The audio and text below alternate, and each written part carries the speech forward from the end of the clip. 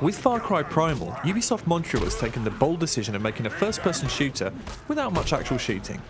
Alright, you do get to shoot other cave dudes and various kinds of prehistoric beasts in the face with arrows, and you also get to bash their skulls in with really nasty looking clubs and poke them with pointy sticks, but as this is 10,000 BC, there's a distinct lack of assault rifles with underslung grenade launchers, and perhaps surprisingly, the game's still pretty fun.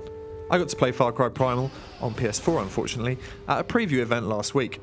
You play as Takar, a displaced member of the Wenja tribe. Following a nasty brush with a saber-toothed tiger that leaves your chums looking like not-so-happy meals, you stumble into the land of Oros and meet a nice but mad-eyed Wenja lady. She tells you that the rest of the tribe has been driven out of their home by the Udam, who are pretty up there on the cannibal nutcase scale of cave people. In what's another crushing blow to prehistoric gender equality, the lady is then left to make camp at some caves while you set off into the Central European open world to reclaim your birthright. In this instance, reclaiming your birthright mainly involves hunting animals, gathering resources, and fighting loads of Udam warriors. As for the combat, well, if you've played any of the hunting in the recent Far Cries, you'll have a decent idea of what to expect.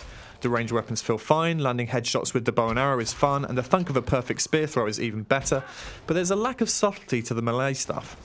The animation looks nasty in a good way, but it all feels a bit kind of button mashy and basic in a sort of swishy Skyrim sort of way. Another thing that disappointed me is that rather than a complete retool for the series, Primal really is a lot like normal Far Cry but without the guns. There doesn't seem to have been much effort put into making your cave character feel like a live athletic badass who's vaulting around the forest looking for his next kill. He just feels like a regular Far Cry dude who's lost his NRA membership card. But to spice things up in the absence of any high caliber weaponry, he does have Beastmaster powers.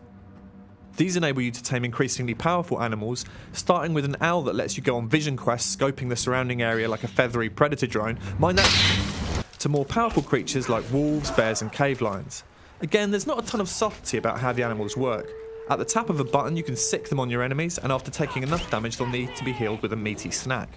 You can also pet them, which feels awesome after they've torn to a bunch of Udam warriors, but otherwise doesn't have any practical purposes. Beyond the awesomeness. Dead beasts can be revived from the menu at the cost of some resources, and I'm not going to lie to you here, summoning your own weaponised bear is always going to be a good thing. The overall structure of the game is also pretty familiar to previous Far Cries. You need to collect stuff that will enable you to craft stuff that will enable you to collect more stuff. In addition to the evil Udam tribe, there's the almost equally evil Azila to worry about, and the bad news is they've mastered the use of fire. Completing stories and side missions will make the population of your camp swell, and you can also recruit important Wenja characters like this shaman guy who have unique abilities. Build them their own hut, upgrade it, and new nodes on Takar's skill tree will open up. Just don't get too attached to that camp you've been lovingly building. My biggest surprise from Far Cry Primal is that I didn't really miss the guns. The cat and mouse element of stalking an Udam raiding party and then stoving their brains in is fun, and the prehistoric setting is refreshing, even if the mix of made up language with English subtitles feels a bit daft.